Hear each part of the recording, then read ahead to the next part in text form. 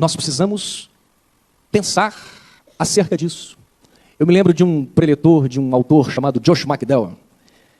Ele é um grande pregador nos Estados Unidos, um apologeta da fé, e ele conta que um dia, num estádio, ele estava lá para pregar para uma multidão, e do lado dele ele tinha o seu menino, a sua criança. E ele contou que, de repente, ele olha para aquele estádio lotado, e o filho dele do lado dele. E achei muito legal, quando ele se ajoelha, abaixa até o nível do seu filho, e ele fala assim: meu filho, você está vendo todas essas pessoas que estão aqui para escutar o papai? Ele diz: sim, pai. E ele diz então para o seu filho: o que você pensa do seu pai vale mais do que toda a opinião que essas pessoas têm acerca do seu pai. O que você pensa do seu pai vale mais do que o que todos eles pensam de mim.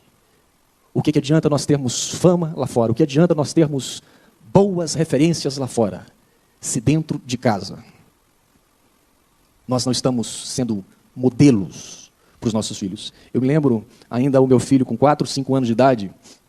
A minha mãe, eu cresci com ela, ela tinha um vício de ficar estalando os dedos, sabe esse negócio de ficar estalando os dedos? Eu nem sei se é estalar ou estralar, o que é? Quem é bom de português? Estalar. E acabou que eu também peguei esse vício de ficar estalando o dedo. E alguns anos atrás, eu estava consultando o Dr. Google. Eu digitei lá: estalar o dedo, dá problemas no futuro, nas juntas e tal, né?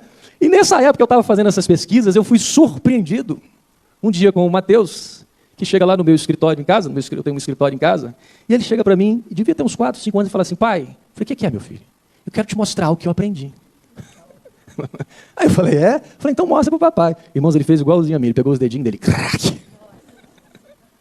Quando ele fez isso, eu estava na época das pesquisas, e eu falei assim: meu filho, não faça isso, porque o papai aprendeu isso com a mamãe dele, e o papai agora, irmãos, ele me interrompeu, e com aquele sorrisinho mais gostoso no rostinho dele, ele falou para mim assim: pai, tudo que eu te ver fazendo, eu vou fazer igual.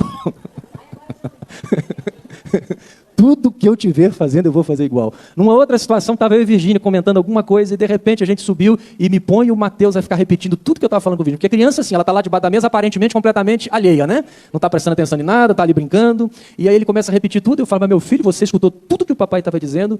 E ele me sai com essa outra pérola. Ele fala assim: pai, tudo que vocês dizem, eu ouvo tudo. Tudo que vocês dizem, eu ouvo.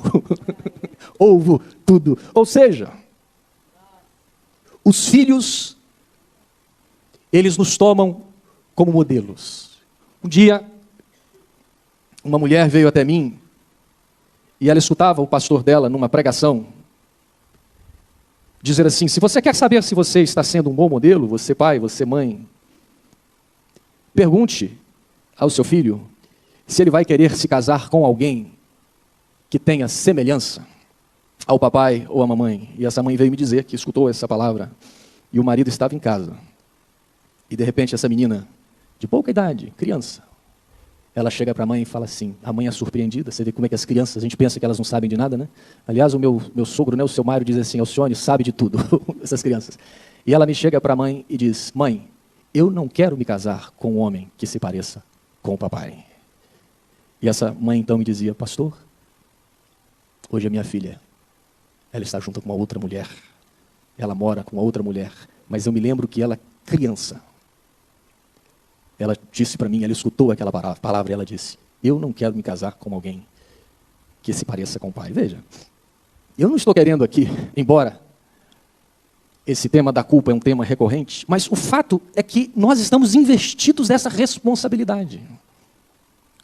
Coube a nós a responsabilidade de sermos modelos para os nossos filhos.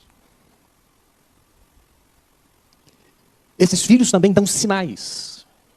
O comportamento deles dá sinais que a gente precisa ficar atento. Eu me lembro, a gente estava dando aqui, aliás, foi aquele congresso aqui que a gente fez aqui na missão, num ano, e veio um pai, numa cidade do Rio de Janeiro, foi numa palestra, ele me chamou num canto, sentou comigo, e esse pai desesperado, ele de uma igreja muito grande no Rio de Janeiro, ele diz: lá são 10 pastores. Eu falei: eu não sou pastor, eu estou indo a pastor, mas minha esposa é. Ele falou: eu estou preocupadíssimo, porque o meu filho, ele já tem todos os jeitos de afeminado, a voz dele, ele diz, ele calça o tamanco da mãe dele, sai pela casa, a voz, o jeito dele, sabe virar o cabelo, e o pai, a gente não sabe o que a gente faz e tal. E aí esse casal veio até mim sentarmos e conversarmos. E essa mãe disse que com 3 anos essa criança chega para ela e fala assim: mãe, eu aprendi algo muito gostoso com o fulaninho, o priminho. 3 anos. Falei, o que você aprendeu, filho? Essa criança com maior inocência. Tira o shortinho, pega o dedinho dela e coloca no ânus dela. E fala, mãe, como é gostoso. E a mãe olha aqui e fala, meu filho, mas você não pode, você não deve fazer. Você... A mãe fica assustada. E aí quando a mãe então barra essa criança, ela começa a fazer escondido. Ela se tranca no banheiro, a mãe bate na porta. O que você está fazendo? Não, nada não. E quando ela sai, você estava fazendo aquilo? Não, não estava. Aí a mãe pegava o dedinho dele, o dedo sujo.